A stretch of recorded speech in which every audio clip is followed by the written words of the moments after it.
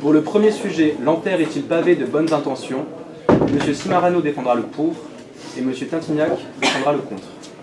Nous démarrons le chronomètre à votre premier mot.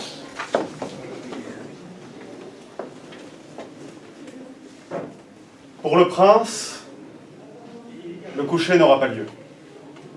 Certes, sa constitution fragile et sa santé, bien trop souvent à son goût d'ailleurs observée, ne devraient pas l'inciter à commettre de tels excès. Et pourtant, là au dehors, les rues de la capitale semblent tout ce qu'il y a de plus tranquille. Calme trompeur, calme hypocrite. À la lueur des flambeaux qui se déplacent dans les couloirs étroits du Paris post-médiéval, il semble qu'une électricité se dégage réellement. À vrai dire, du château de Madrid jusqu'au Louvre, il semblerait bien que quelque chose soit sur le point de se dérouler. Charles, qui le sait, ne se couchera pas ce soir. En réalité, l'atmosphère de noces qui a précédé à ces quelques jours a achevé de le convaincre que cette soirée serait toute particulière. En réalité, si l'on cherche une quelconque explication à cette étrangeté, au fait que le roi de France, et pas encore de Navarre, ne se couche pas, il faut regarder de plus près à cette réunion secrète, tenue dans une salle qui ne l'était pas moins au Palais du Louvre, quelques heures auparavant. Là, le roi, Charles, 9e du nom, en compagnie de ses lieutenants les plus précieux, de ses conseillers les plus avisés, et de sa mère, Catherine, bien entendu, prennent une grave décision. Charles, de manière inattendue, acquiesce. Il opine du chef au même rythme que sa mère, un rythme à la fois tranquille et inquiétant. Charles n'est pas d'un naturel cruel. En réalité, tuer le répugne. L'idée même d'attenter à la vie d'un homme ou d'un animal ne fait pas partie de ses prédispositions. S'il pouvait éviter ces parties de chasse imposées, dues à son rang, il le ferait bien volontiers. Et pourtant, Charles acquiesce. Car en effet, comment ne pas rejoindre les vues de sa mère? L'opportunité est unique. Elle ne se représentera jamais. La noce a attiré à Paris un nombre de gentilshommes si impressionnant. Et parmi eux, les meneurs, les chefs de guerre de la lutte huguenote, de la faction protestante de France. Alors, se dit Charles, comment ne pas consentir à une idée qui ferait d'un maigre sacrifice d'une quarantaine d'hommes tout au plus et de leur suite? Comment ne pas consentir à ce sacrifice qui assurerait la paix au royaume? Un royaume déchiré, un royaume fatigué de ses luttes intestines. Oui, Charles acquiesce. Et seul dans sa chambre, il s'arme, car la nuit promet d'être longue. Non seulement de sa dague, fidèle, inévitable, non seulement de son épée, encore patiemment rangée dans son fourreau, il s'arme de ses meilleures intentions. Car cet homme, ce roi, convaincu du bien fondé de l'opération qu'il s'apprête à mener, ne pense là défendre que ce qui est bon. Au premier coup de feu, le plan concerté s'exécute. Au premier coup de sabre, il vole en éclats. La vindicte populaire aura tôt fait de briser les rêves de quelques meurtres silencieux. Paris explose. La ville se transforme en brasier. Brasier qui, au petit matin, ne manque pas de se refléter dans le cours de la Seine. Un cours de la Seine rougeâtre, de feu et de sang. À s'y méprendre, on dirait bien l'enfer. Je vous remercie.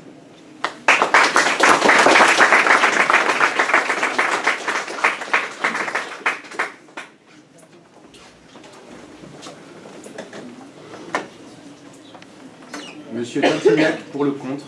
Nous commencerons le chronomètre à votre premier mot.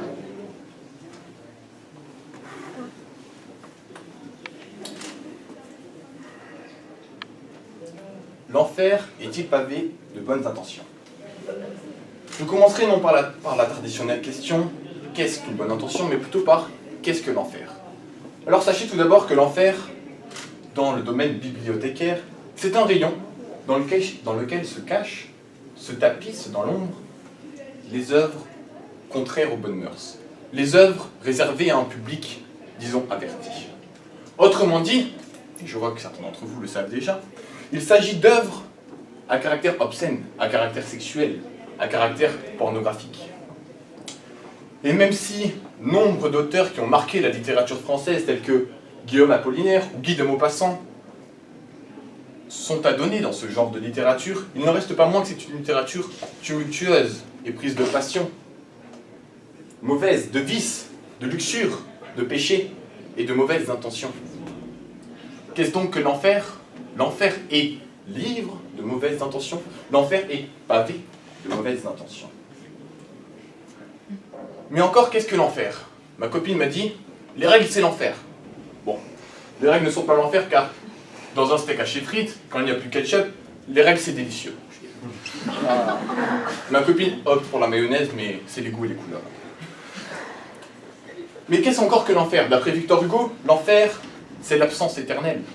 D'après Khalil Gibran, l'enfer, c'est un cœur vide. D'après Kaysan, l'enfer, c'est le néant, mais d'après Kaysan... Mesdames et messieurs, qu'est-ce donc que l'enfer? L'enfer, c'est une conception qui nous est propre, qui nous est personnelle, et qui va permettre à chacun, en agissant tel une épée de Damoclès, de dicter chacune de nos décisions, chacun de nos faits et gestes. Ôtez la crainte de l'enfer à un chrétien, et vous lui ôterez sa croyance, dit Denis Diderot. Autrement dit, l'enfer nous pousse à agir bien. Mais si, par hypothèse, l'enfer est pavé de bonnes intentions, ce qui signifie que les bonnes intentions nous poussent tout de même dans l'enfer, alors ne vaut-il pas mieux agir mal? Agissons mal, tuons-nous les uns les autres, finissons tous dans un gigantesque bain de sang. Dans cette salle, il n'y aura que des cadavres, et cette salle sera alors un enfer. Ah, un autre enfer. Mais alors, toutes nos intentions, qu'elles soient bonnes ou mauvaises, mènent-elles à l'enfer? Qui va réellement en enfer? C'est Sartre qui va apporter la solution dans une pièce que, pauvre de lui, il voulait comique, huis clos, où il dit « Alors c'est ça l'enfer, je ne l'aurais jamais imaginé. » Vous vous rappelez le soufre, le bûcher, le grill? Je ne l'aurais jamais cru, quelle plaisanterie! Pas besoin de grill, l'enfer, c'est les autres. Et cette réplique restera dans la postérité, cette réplique culte, l'enfer, c'est les autres, a d'abord été très mal interprétée. Puisque tout un chacun pensait que l'enfer, c'est les autres signifiait simplement que les autres nous apportent l'enfer. Que les relations tumultueuses, conflictueuses que nous pouvons avoir avec autrui, qu'un être humain et un autre être humain développent obligatoirement entre eux des relations problématiques, vont apporter l'enfer dans la vie de chacun. Mais c'est faux. Et Sartre lui-même le démentira quelques années par la suite. Quoi que je dise sur moi, toujours le jugement d'autrui entre dedans. Quoi que je sente de moi, toujours le jugement d'autrui entre dedans. Ce qui veut dire que si mes rapports sont mauvais, je me mets dans la totale dépendance d'autrui et fais de ma vie un enfer. Autrement dit, que dit Sartre? Il dit que c'est la vision que les autres ont de nous qui va faire de notre vie un enfer. Comme si dans cette société, nous étions en permanence cernés par une bulle, un miroir qui nous renvoyait la vision de la société. Un miroir à chaque instant qui nous suivrait dans chaque promenade dans un parc, dans chaque discussion accoudée à un comptoir, dans chaque moonwalk au Mistral, dans chaque discours dans cette salle. Un miroir qui nous reflèterait ces mauvaises ondes que nous renvoie la société.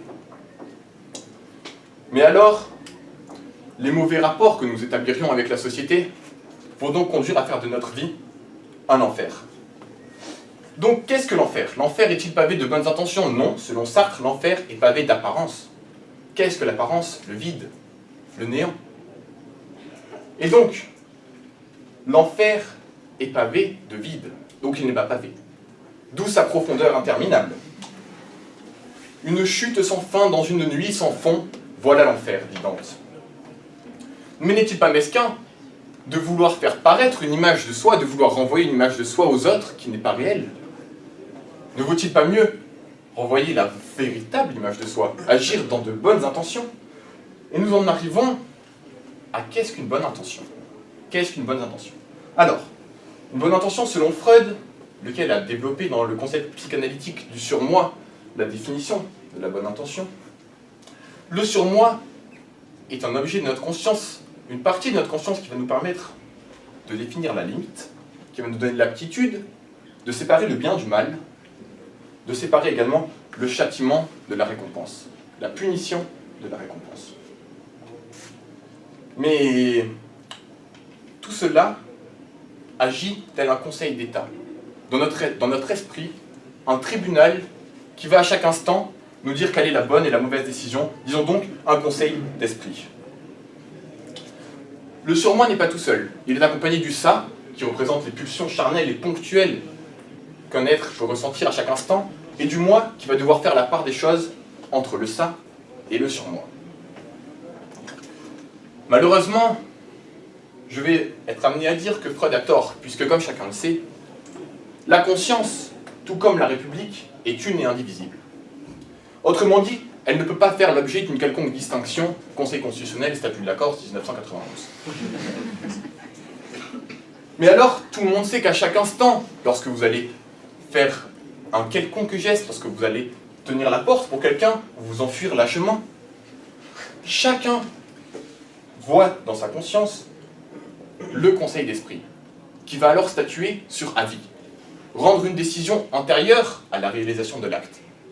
Puis, une fois qu'on aura vu, qu'on aura pu observer les répercussions de cet acte sur notre environnement, alors, il va alors statuer et rendre une véritable décision, et c'est ce qu'on appelle le fort intérieur. Pourquoi le fort intérieur? Fort du latin forum, la place publique, où se tient le tribunal.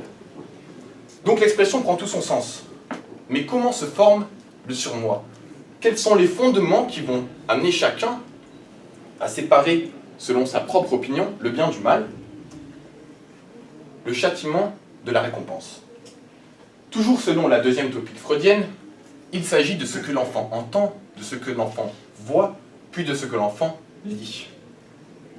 C'est ce qui a donné le complexe d'Oedipe, mais c'est ce qui a donné, surtout mes amis, la nouvelle de Dino Buzzanti, que chacun connaît, Pauvre petit garçon.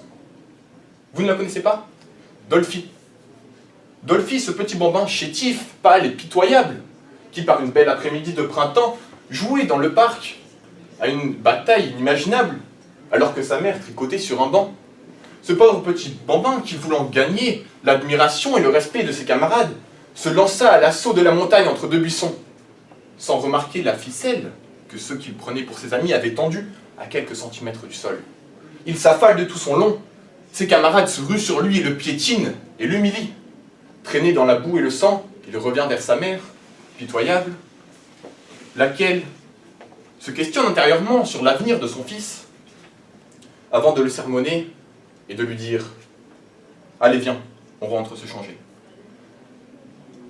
Accablé par un départ si précipité, l'autre dame, présente sur le banc, dit alors « Oh, ces enfants, quelles histoires ils font pour un rien. Allons, au revoir, Madame Hitler. »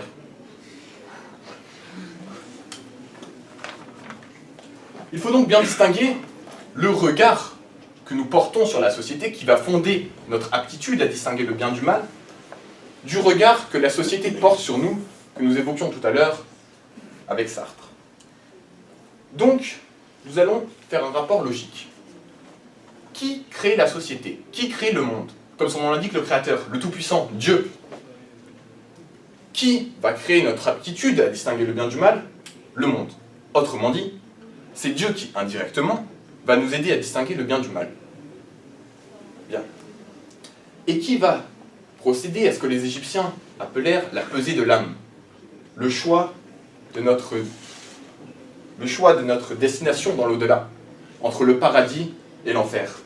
C'est Dieu également. Donc c'est Dieu qui va décider ce qu'est une bonne intention, et c'est également lui qui va décider notre place dans l'au-delà. Il est donc tout à fait logique et admirable que les bonnes intentions nous mènent directement au paradis.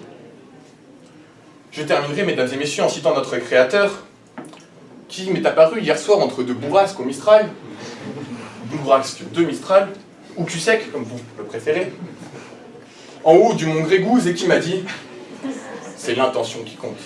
Merci.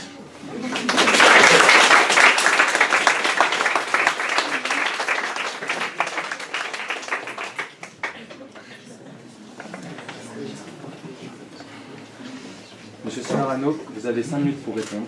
Nous démarrons le chronomètre à votre premier mot. Dans un enfer pavé de bonnes intentions, le mésestimé Charles IX, dont nous faisions état précédemment, aura le mérite de ne pas se sentir seul. De Néron, capable de mettre Rome en feu pour le simple objectif de mettre à mal la communauté chrétienne, jusqu'à Robespierre, qui, convaincu du bien fondé de sa démarche, n'hésite pas à mettre en place un régime politique où la force de l'État est suprême, supérieure entre toutes, où elle acquiert, de par sa certitude de faire le bien, les pleins pouvoirs. Charles IX, qui, somme toute, restera comme l'image du responsable du sang sur la robe de Marguerite de Valois, qui restera, comme parmi tous ses semblables, l'un des responsables de la ruine humaine, de ces moments si particuliers dans l'histoire des hommes où les plans concertés, où les décisions les plus élémentaires font pencher la balance en faveur du mal. Mais les exemples historiques ne suffisent pas. En réalité, cette idée que le mal est le plus souvent fait par des hommes convaincus de faire le bien s'applique à chacun d'entre nous. Tout cela procède, en réalité, d'une confusion tragique, propre à l'hybris de l'homme, cette conscience de soi si importante que l'on a l'impression que sa propre action va forcément changer le cours des choses. Ou, plus inquiétant encore, cette certitude que l'on doit soi-même changer le cours des choses. C'est cette propension à l'ego qui, chez l'être humain, fait de l'enfer le recueil de tous les pavés des bonnes intentions. À l'entrée de l'enfer, Dante Alighieri, qui, dans sa quête de spiritualité qu'il avait perdue, se retrouve accompagné du poète Virgile et lit aux portes de cet endroit maudit entre tous l'injonction, dans ce dialecte florentin encore médiéval, lasciate ogni speranza qui entra qui. Toi qui entres ici, oublie toute espérance. On se figure assez facilement le regard abattu de Dante, et même, dirais-je, de Virgile, qui, comme mis à mal, mis à bas par cette injonction, regarde à ses pieds et foule un nombre de bonnes intentions qu'on ne compte plus. À l'intérieur, à la première porte de l'enfer, la tante Cléopâtre, coupable d'avoir partagé la couche de César et de Marc-Antoine. Pourtant, ne le fit-elle pas au nom de la raison d'État? Ne le fit-elle pas pour sauvegarder les intérêts stratégiques de l'Égypte? Eh bien, elle se retrouve en enfer, selon Dante. Cette confusion entre l'intention et le résultat est la source de bon nombre de nos maux. Et en réalité, il semble tout à fait illusoire de vouloir y trouver un antidote. Qu'est-ce qui pourrait bien nous guérir de cette certitude que nous cachons tous au fond du cœur de faire le bien? En réalité, et l'histoire n'est pas avare de ces hasards méticuleusement préparés, c'est également à Florence que sera écrit un traité, connu entre tous, qui viendra, au moins pour un temps, nous libérer de cette entrave. Ce traité, c'est le Prince. C'est l'idée que, somme toute, l'intention n'a aucune valeur. L'intention doit être reléguée au rang des éléments purement subjectifs, des éléments qui ne tiennent qu'à nous et que l'on ne devrait finalement jamais faire exploser au jour du collectif.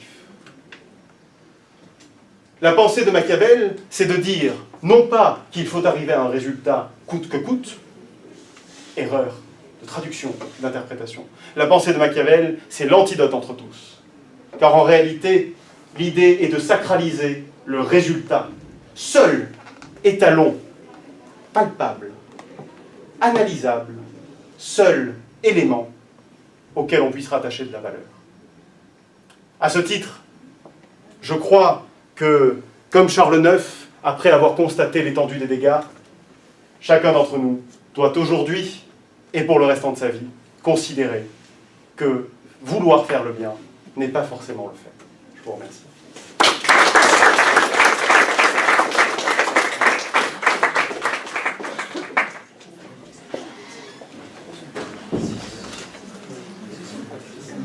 Bien, 10 minutes de questions.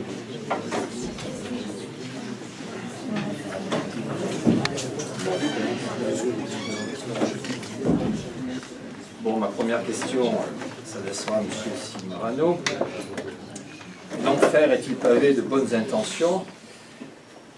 Inversement, pourriez-vous dire que le paradis est pavé de mauvaises intentions?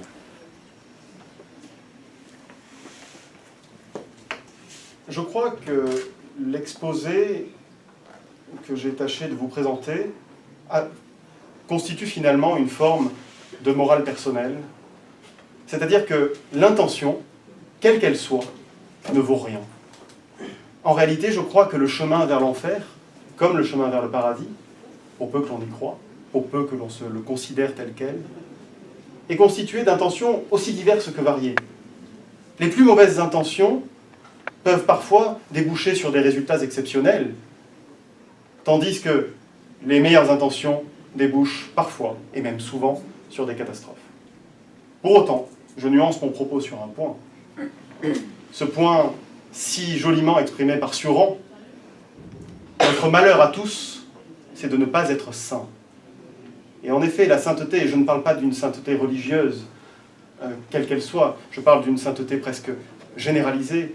La sainteté, c'est de savoir allier l'excellente intention à l'excellent résultat. La fin justifie-t-elle alors les moyens? Pour ma part, j'estime que une fin qui serait en tout point bonne au sens des éléments de morale traditionnelle mérite effectivement que l'on y consacre des moyens, sans que ceux-ci, évidemment, ne mettent en péril le résultat lui-même, ce qui est le plus souvent le cas en réalité. Merci. Question, je prolonge peut-être pas qu'il est jaloux avec M. Tintignac, qui nous a parlé du bien et du mal, de Dieu. Est-ce que vous pensez que c'est Dieu en fait qui fait le bien et le mal, ou c'est l'homme qui est responsable du bien et du mal? Quelle est la part de la prédestination et la part de la liberté individuelle? C'est ce que j'ai tenté d'expliquer tout à l'heure, par rapport à la théorie freudienne, que je reprends encore une fois. Dieu nous induit, met dans notre monde, je vois si on y croit, comme dit M. Cimarano, à forger le monde de telle sorte à nous donner les outils nécessaires pour distinguer le bien du mal. Ces outils, on les acquiert pendant l'enfance et ils nous poursuivent après toute notre vie, de par l'éducation de nos parents, de par notre environnement, etc. etc. C'est donc une conception à la fois personnelle, mais qui a été structurée, qui a été produite par le monde extérieur, et donc par la création de Dieu, dont supposé, qui va ensuite nous amener chacun à pouvoir distinguer le bien du mal et l'assomption de la récompense. Une distinction entre l'éthique et la morale, de ce point de vue. La morale est plus personnelle, tandis que l'éthique serait une morale qui serait collective. Une éthique est une morale qui appartient à une société, qui n'est pas forcément la mienne. Vous avez un exemple de divergence entre votre morale et la morale collective? Sans vouloir rentrer dans le détail de votre vie privée, évidemment. Sans rentrer dans le détail de ma vie privée, j'espère, l'avortement pour moi. L'avortement parce que d'un point de vue moral, encore une fois c'est une opinion personnelle, pardon, mais l'avortement pour moi est nécessaire à toute société, plus précisément à toute mère dans le besoin, Tandis que d'un point de vue éthique, on voit en ce moment, de par ce sujet très controversé, que dans certains pays, notamment en Irlande, en Espagne, c'est une éthique qui reste assez contre, dans certaines régions du monde, l'avortement. Alors c'est pas mon cas. La parole, collègue. Merci. Alors, le règlement du concours implique que vous soyez tous les deux susceptibles de répondre aux questions. Et je trouve que c'est quand même marier la carte et le lapin d'essayer de poser une question simultanément sur le deuxième topic freudienne et le massacre de la Saint-Barthélemy. Par conséquent, je dois vous avouer un petit peu mon inquiétude. Peut-être, si je me rappelle bien, Henri de Navarre avait eu cette phrase pleine d'élégance. Il avait dit, dans un élan pris à pic, et en observant une partie de sa morphologie, jusqu'à 40 ans, j'ai cru que c'était un os. Est-ce que, selon vous, c'est l'origine de toutes les mauvaises intentions? Oui, monsieur Saint-Martin, excusez-moi.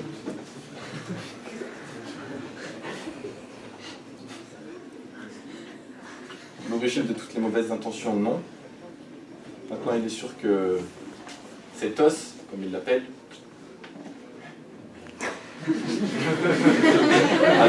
on arrive parfois à prendre le dessus sur notre raisonnement. Et comme disait Grand Malade,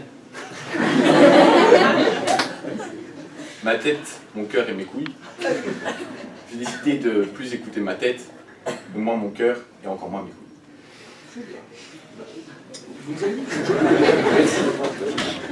Vous nous avez dit que les bonnes intentions nous poussaient tous en enfer. Est-ce que c'est pas plutôt parce qu'on marche dessus? Alors est-ce qu'on marche sur les bonnes intentions? Si elles pavent l'enfer, j'espère pour vous que vous ne serez jamais amenés à marcher dessus. Mais j'ai défendu le contraire, donc pour moi, nous ne marchons pas dessus. Les bonnes intentions, au contraire, sont celles qui vont nous tirer vers le paradis comme des ailes, comme un ballon dirigeable, si vous voulez, auquel on serait accroché et qui vont nous permettre d'accéder au paradis et non à l'enfer. Donc nous ne marchons pas dessus puisqu'elles nous permettent de nous élever. C'est à vous. Pour faire la contraposée, si tuez-les tous, Dieu reconnaîtra les siens, est-ce que les mauvaises intentions ne nous amènent pas aussi à l'enfer? Somme toute, cette phrase d'Amaury Dabo constitue justement l'archétype de cette bonne intention qui vire au cauchemar absolu. Car en réalité, c'est un élément religieux, mais on retrouve cet élément avec des pensées civiles. Il est tellement convaincu que son action est fondée sur des principes de bien qu'il va à l'encontre des principes élémentaires de sa propre religion en matière de bien. Pour lui, cette force qu'il possède au fond de lui justifie la transgression de tous les éléments de morale traditionnelle. Et on voit bien là que c'est peut-être, en réalité, la meilleure illustration du cas où la bonne intention finit par provoquer le désastre. Merci.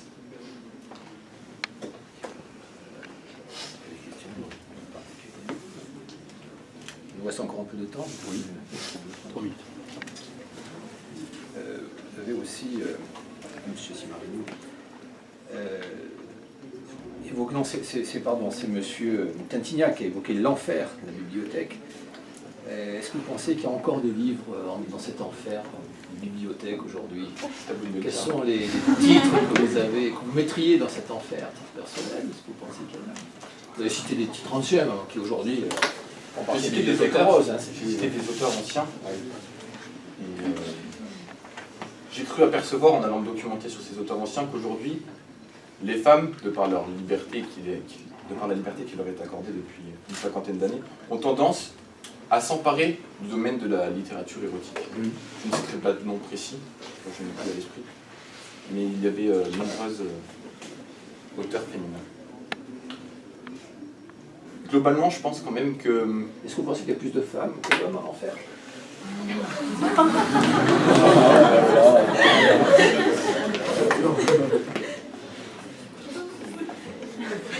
Je pense que ça ne dépend pas tellement du sexe de la personne, mais de son esprit, de sa conception, de ses valeurs, de son attachement à des principes et de son comportement jour après jour. Et même question pour lui. évidemment. Oui, est-ce qu'il y a une discrimination à travers la porte de l'enfer? Une égalité entre les hommes et les femmes. Non, Les femmes et les hommes, puisqu'il faut dire maintenant l'égalité entre les femmes et les hommes. Pour être politiquement correct. évidemment, en chiffre brut, il y a plus de femmes que d'hommes en fait. C'est une simple réflexion mathématique en réalité, puisqu'il existe, il y a plus de femmes que d'hommes sur Terre.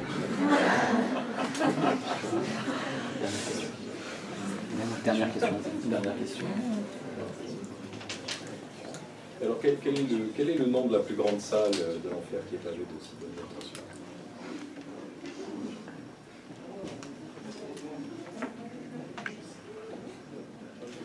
La luxure, c'est la deuxième salle de l'enfer, je crois, la luxure, et il me semble que c'est la plus peuplée en tout cas. Enfin, pas de souvenir exact, mais il me semble que c'est la luxure. Mais je peux me tromper. Nous vous remercions.